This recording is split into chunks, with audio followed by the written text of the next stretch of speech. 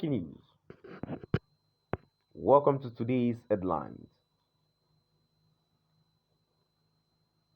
Good news for Nnamdi Kanu as federal government drops criminal charge against him at resumption trial today.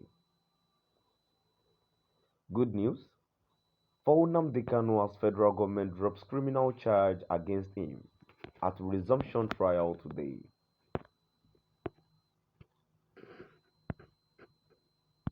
To my dear listeners, from wherever you're listening from, please stay tuned as I read today's news.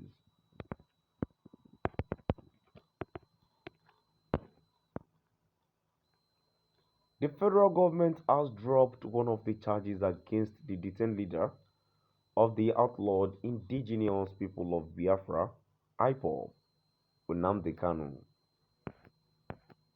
Human rights lawyer Mike Ozekhome-San, who leads the delegation of legal practitioners representing the IPOB leader, urged the Court of Appeal, Abuja, to strike out the remaining charges, citing lack of credibility.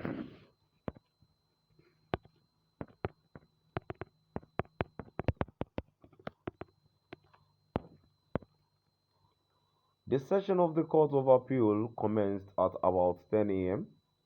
on Tuesday as Kanu's legal team mounted a strong defense over allegations of terrorism and treasonable felony.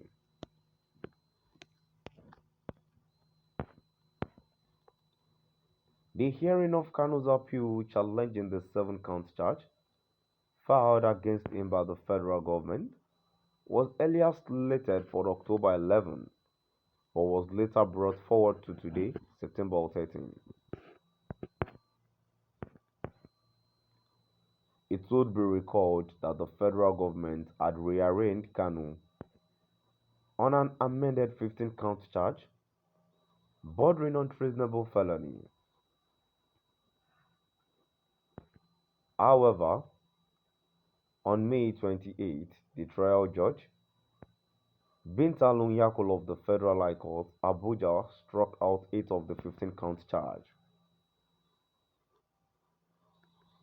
The appeal marked number CA ABJ CR 625-2022 in challenging the remaining 7 counts against Kanu. Recalled that Aloy Ejimako, a special counsel to Kanu, said the group cannot be compared to Miyetti Allah. Ejimako explained that IPOB is registered worldwide, hence cannot be compared to Miyetti Allah. He spoke against the backdrop of Nobel laureate Wole Soyinka's comments on the federal government's proscription of IPOB. Soyinka had questioned the federal government's handling of the farmers' Adas crisis in Nigeria. He wondered why the federal government was yet to ban Miyetti Allah, while it already did, IPOB due to its agitation.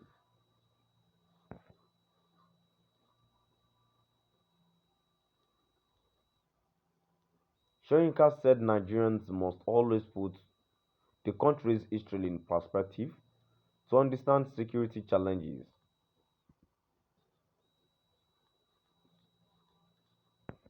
Reacting, Ejimako said IPOB was respected by nations of the world because of its non-violence.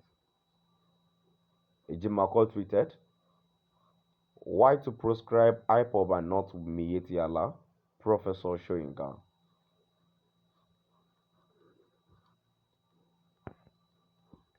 Thanks, Prof. But the two can't compare because IPOB is registered worldwide, respected by nations and non-violent. Miyetti Allah is not. Meanwhile, Abia daughters under the ages of Umuada Abia Nwere Ugu have said that all the predictions and prophecies made by the leader of the indigenous people of Biafra, IPOB, Mazi Nnamdi Kanu concerning Nigeria, have been fulfilled.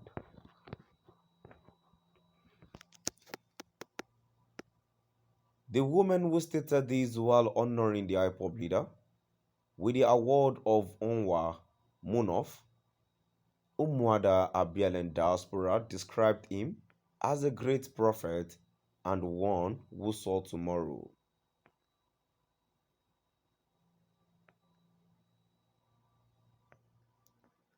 National president of the association, Lady Joy Dimanoche, who spoke on behalf of others, recalled with pain that the current insecurity plague in Nigeria was predicted by the IPOB leader, but it was ignored.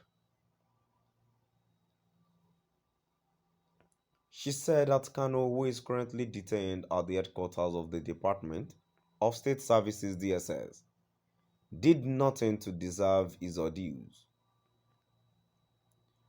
The former head of service, Umaya South, maintained that Kanu is not alone but has the full backing of everyone with conscience in Igbo land.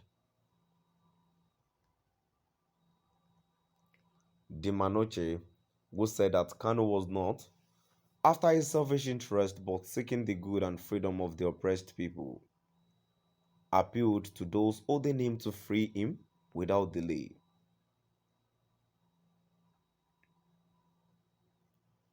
Likening Kanu to biblical Moses and the late President Nelson Mandela of South Africa, Lady Dimanoche said most great leaders passed through afflictions before rising to positions of authority.